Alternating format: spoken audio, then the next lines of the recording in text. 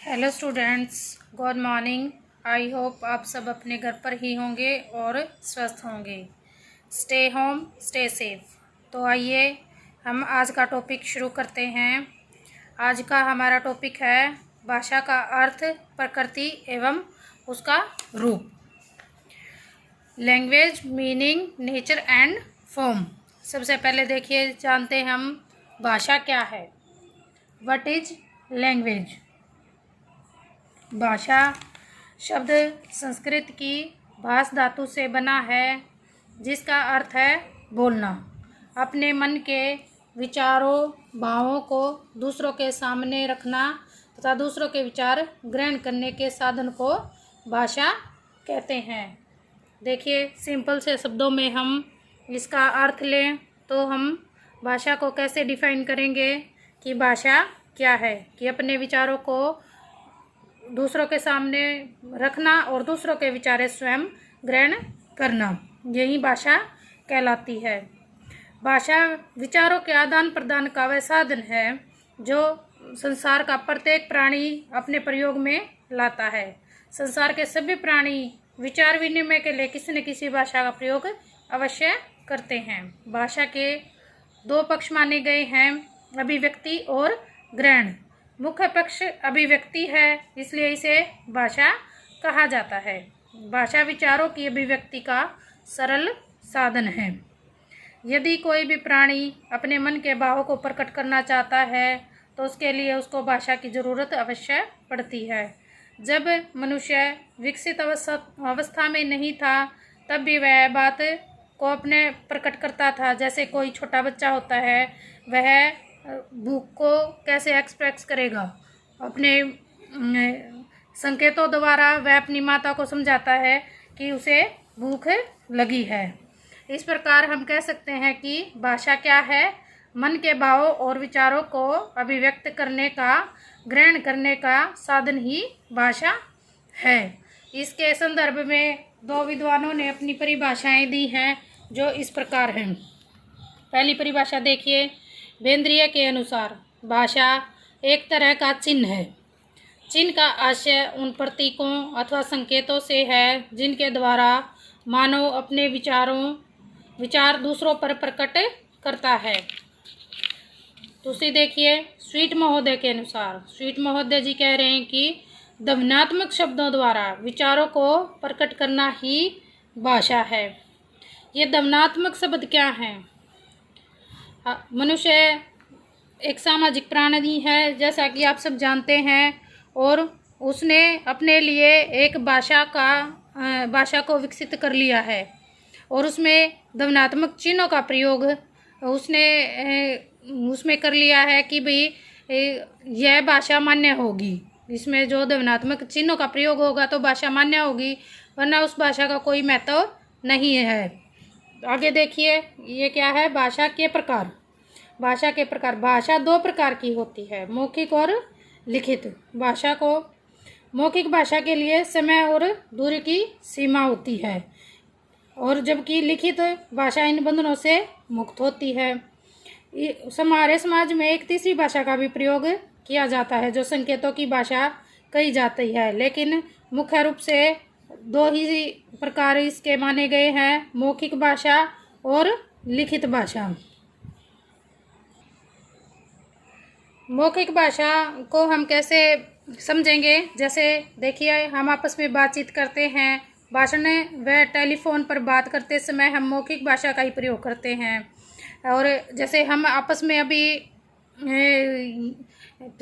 Phone के द्वारा जैसे हम संपर्क में हैं, तो ये भी भाषा का मौखिक रूप है। लिखित रूप भाषा का वह होता है जो लिखकर प्रकट किया जाए, वह लिखित भाषा कहलाती है। जैसे हमारे जो पत्र हैं, हमारी जो परीक्षाएं होती हैं, वह हमें भाषा के लिखित रूप को बताती हैं।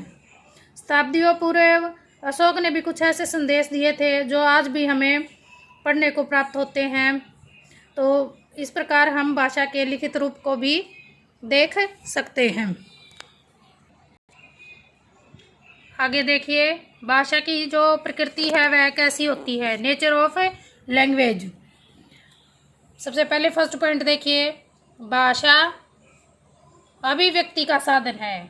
सही बात है भाई कि भाषा किस प्रकार अभिव्यक्ति का साधन है। जो दो व्यक्ति आपस में बात करते हैं वह क्या कर रहे हैं, अपने भावों की अभिव्यक्ति ही तो कर रहे हैं। भाषा जो मनुष्य है वह समाज में रहता है, वह एक दूसरे के संपर्क के लिए भाषा का प्रयोग उसे करना ही पड़ता है। वह सारी बातों तो संकेत में नहीं समझा सकता, तो वह अपने भाव को प्रकट करने के लिए भाषा का ही सहारा लेगा। तो नेचुरल सी बात है कि भाई वह भाषा एक अभिव्यक्ति का साधन है। सेकंड पॉइंट इज, भाषा में स्वीकृत ध्वन्यात्मक संकेतों का प्रयोग होता है। भाषा का जो रूप है वह चित्रों द्वारा या फिर अंगों द्वारा तथा क्रियात्मक अभिव्यक्ति तक सीमित नहीं रहता। क्रियात्मक अभिव्यक्ति तक सीमित नहीं रहता भाई। और वह भाषा में सार्थक ध्वनियों का प्रयोग अवश्य रहता है। इन संकेतों की सार्थकता इस बात पर निर्भर करती है कि वह समाज द्वारा स्वीकृत हो। यदि वह समाज द्वारा स्वीकृत नहीं होगी तो भाषा मान्य नहीं मानी जाएगी। थर्ड पॉइंट इज, भाषा का विचारों से गहरा संबंध है। किस प्रकार गहरा संबंध है भाई? भाषा जो है वह विचारों की जननी है। विचारों का सही आदान प्रदान भाषा द्वारा ही संभव है। इन्हें एक दूसरे से अलग कर नहीं देखा जा सकता। भाषा तो अन्य प्राणियों के पास भी होती है, परंतु उसमें विचारों का अभाव होता है।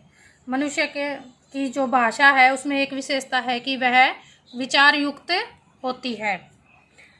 फोर्थ पॉइंट देखिए, भाषा पैतृक संपत्ति न होकर अर्जित संपत्ति है। कैसे है भैया अर्जित संपत्ति?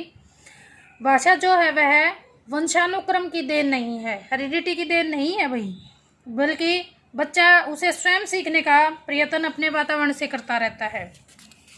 जैसे यदि भाषा पैतृक संपत्ति होती तो हिंदी बोलने वाले माता पिता का बच्चा जो है वह बहुत अच्छा हिंदी का ज्ञाता होता, चाहे वह दक्षिण भारत में पला बड़ा होता और जहाँ हिंदी प्रयोग नहीं की जाती। इस प्रकार कह सकते हैं कि जैसा वातावरण होता है बच्चा वैसी ही भाषा ग्रहण करता है।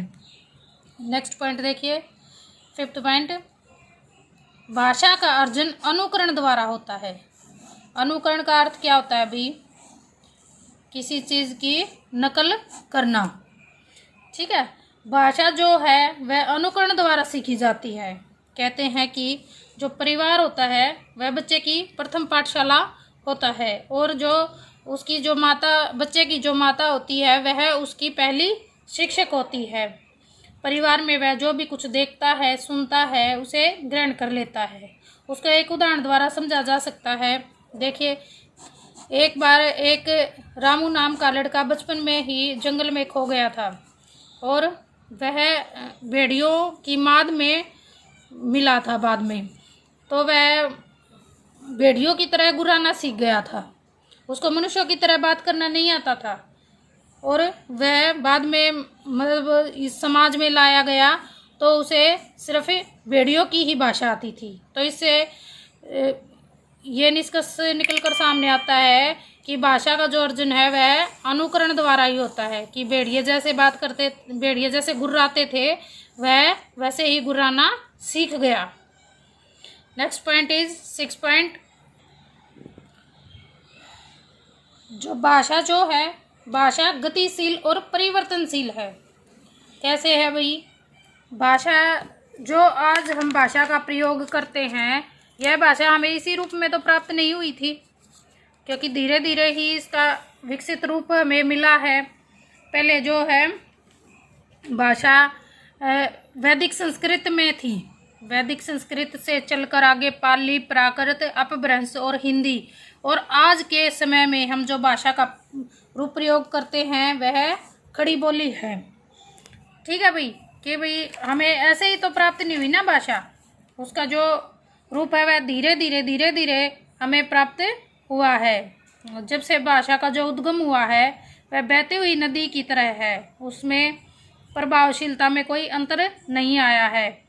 पर जो लेकिन जो आज जो जिस भाषा का हम प्रयोग कर रहे हैं वह आने वाले समय में उसमें भी कुछ परिवर्तन हो जाएगा। जैसे एक एग्जाम्पल देखिए कि आज हम जिस हिंदी का प्रयोग हम कर रहे हैं वह 40-50 वर्ष पूर्व हिंदी से भिन्न थी। उसका रूप धीरे धीरे धीरे धीरे परिवर्तन होकर हमारे को विकसित रूप में मिला है। ठीक है, जो परिवर्तन है वह प्रकृति का नियम है और वह इस भाषा भी इस नियम से अछूती नहीं है और उसमें भी धीरे धीरे परिवर्तन होकर आज हमें जो रूप विकसित रूप मिला है और आगे भी उसमें धीरे धीरे करके परिवर्तन होता रहेगा। नेक्स्ट पॉइंट इज देखिए 7 पॉइंट, भाषा संस्कृति और सभ्यता से जुड़ी रहती है। कैसे जुड़ी रहती है भाई? भाषा का अपने प्रयोग करने वाले व्यक्तियों तथा समाज के सभ्यता और संस्कृति से अटूट संबंध रहता है। भाषा के द्वारा ही समाज के सदस्य आपस में विचारों और भावनाओं का आदान प्रदान करते हैं। उनके समस्त व्यवहार में ही वह भाषा वहन करती है, उसे समाज का आचरण और व्यवहारिक बनाती है। जैसे हम किसी भी व्यक्ति को देखते हैं, जैसे हम उसके वह जैसे बोलता है, चलता है, उसका पहनावा है, वह उससे हमें उसको एक पहचान मिल जाती है। जैसे एक हरियाणवी व्यक्ति है, वह धोती कुर्ता पहनता है और ऐसी ही हरियाणवी भाषा का प्रयोग करता है तो हमें पता चल जाता है कि वह हरियाणा प्रदेश का रहने वाला है। इसी प्रकार जैसे कोई लखनऊ में जो व्यक्ति लखनऊ का कोई व्यक्ति होता है, वो अपने हरियाणा में आ जाए तो वह जैसा व्यवहार करेगा, जैसा उसका व्यक्तित्व होगा, जैसी वह भाषा बोलेगा तो हमें पता चल जाता है कि वह लखनऊ का रहने वाला है। इस प्रकार जो भाषा होती है वह सभ्यता और संस्कृति से जुड़ी हुई होती है। नेक्स्ट पॉइंट देखिए 8 पॉइंट, प्रत्येक भाषा की अपनी अलग से एक संरचना होती है। प्रत्येक भाषा की अपनी एक अलग से संरचना होती है। जैसे भाषा का अपना अलग से एक निश्चित स्वरूप और एक संरचना होती है।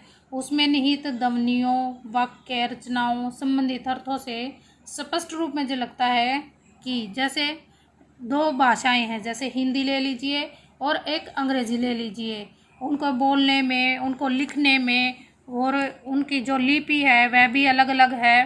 तो इस प्रकार उनकी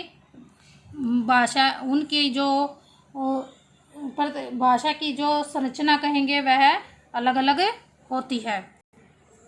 नेक्स्ट पॉइंट देखिए 9 पॉइंट, भाषा कठिनता से सरलता की ओर जाती है। कैसे जाती है भाई? भाषा कठिनता से सरलता की ओर जाती है। जो मनुष्य है वह हमेशा कठिन कार्यों से हमेशा बचता रहा है। उसका स्वभाव है कि जैसे भी हो वह उसको सरल रूप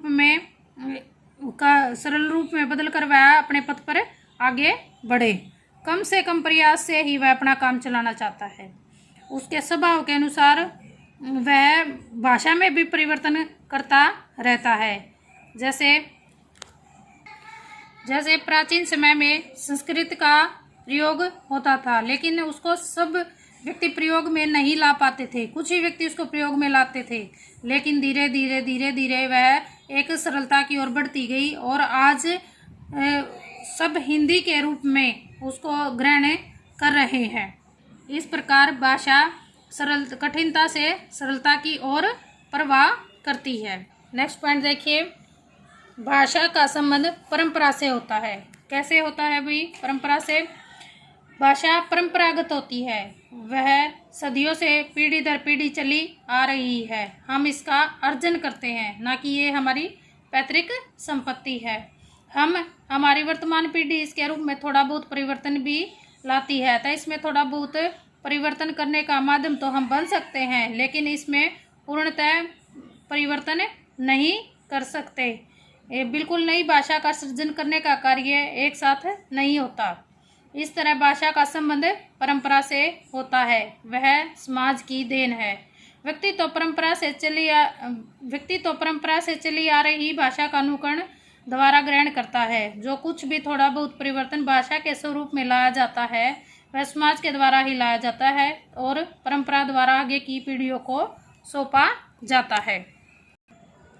आगे देखिए, भाषा के विभिन्न रूप, different forms of the language, कि भाषा के कौन कौन से रूप हैं। सबसे पहला है मातृभाषा, उसके बाद है मूल भाषा, वह बोली, प्रादेशिक भाषा, राजभाषा, राष्ट्रभाषा, अंतर्राष्ट्रीय भाषा और विदेशी भाषा। सबसे पहले हम फर्स्ट पॉइंट लेंगे मातृभाषा।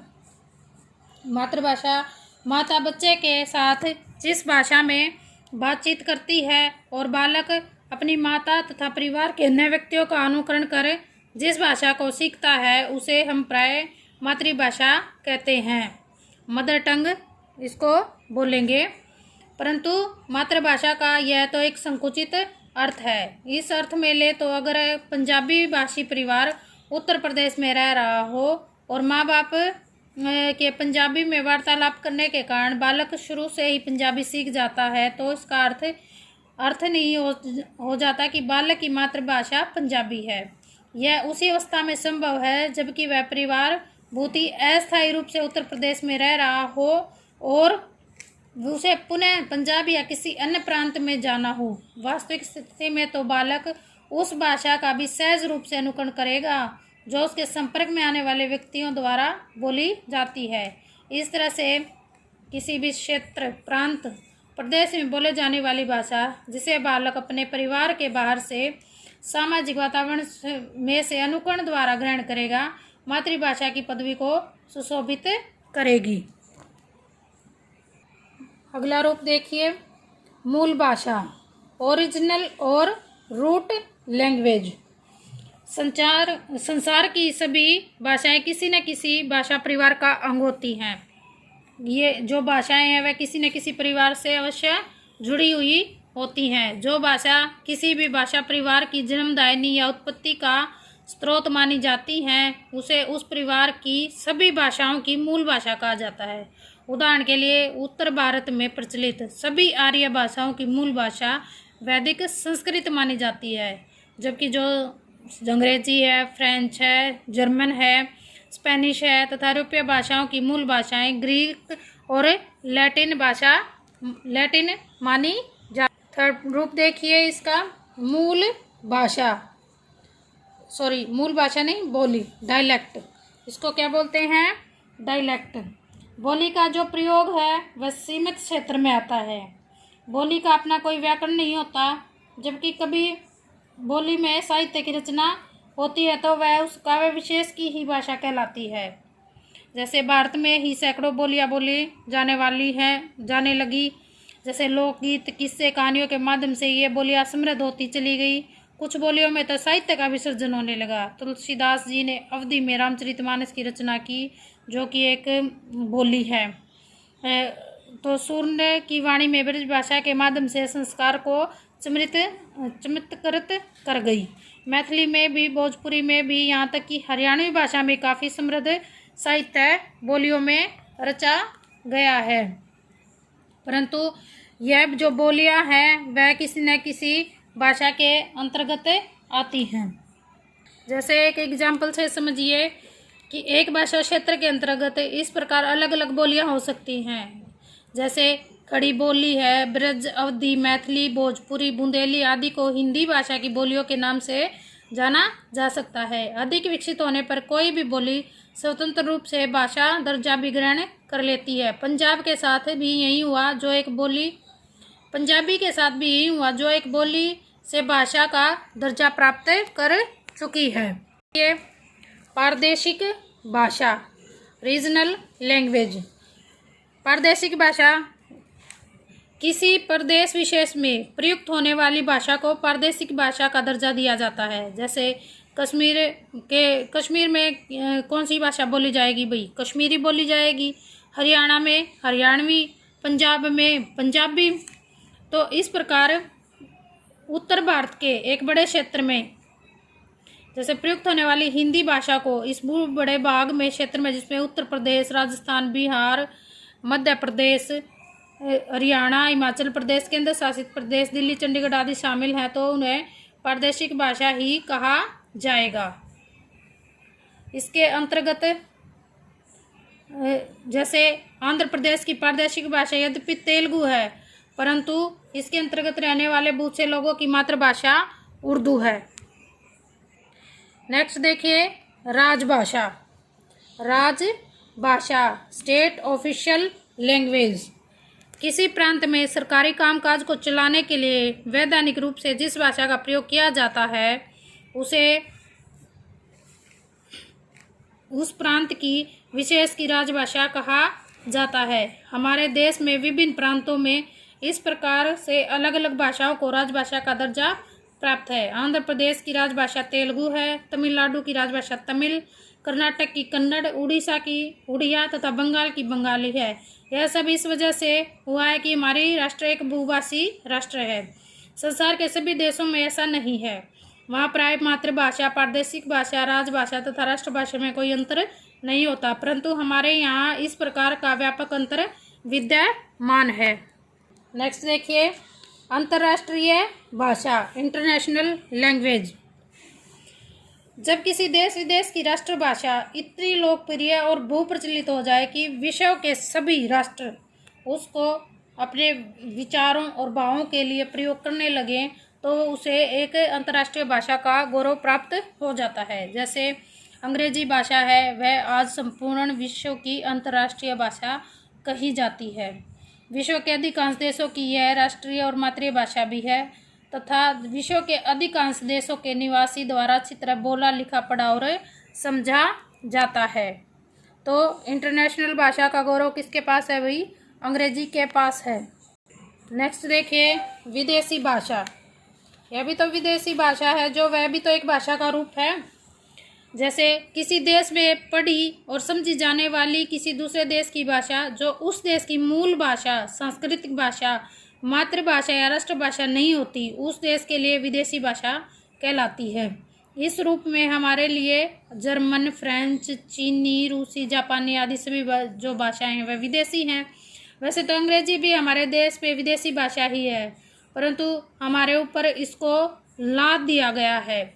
जैसे अंग्रेजों के शासन ने हमारे ऊपर इसे लाद दिया है, जिसका बोझ आज तक हम इसलिए उठाते आ रहे हैं क्योंकि भारत के कुछ प्रांतों विशेषकर दक्षिण में हिंदी का राष्ट्रभाषा के रूप में विरोध के कारण केंद्रीय सरकार द्वारा राष्ट्रभाषा के पद से नहीं हटा सकी है।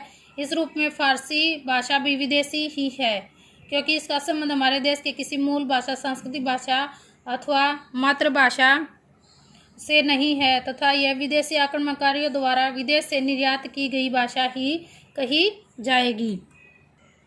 अतः निष्कर्ष रूप में हम ये कह सकते हैं कि भाषा के इन रूपों के संदर्भ में यह कहा जा सकता है कि भाषा के शिक्षकों एवं विद्यार्थियों को भाषा के इन सभी रूपों का ज्ञान अवश्य होना चाहिए। भाषा के आदर्श रूप को ठीक प्रकार से समझकर ग्रहण करने का उनके द्वारा पूरा प्रयत्न होना चाहिए। उनकी शिक्षा तथा आत्मिक अभिव्यक्ति के लिए मातृभाषा के शिक्षण पर प्रारंभ से ही पूरा ध्यान दिया जाना चाहिए। राष्ट्रभाषा तथा देश की संपर्क भाषा के रूप में उन्हें हिंदी को सीखने और समझने पर भी विशेष ध्यान देना चाहिए। अंतर्राष्ट्रीय भाषा के रूप में अंग्रेजी का ज्ञान भी इसलिए प्राप्त करना चाहिए कि जिससे वह अंतर्राष्ट्रीय स्तर पर उपलब्ध विज्ञान की खिड़की उनके लिए अच्छी तरह से खुली रहे। इसी दृष्टि से उन्हें अन्य उपयुक्त विदेशी भाषाओं का समुचित ज्ञान प्राप्त करने का भी प्रयत्न अवश्य करना चाहिए।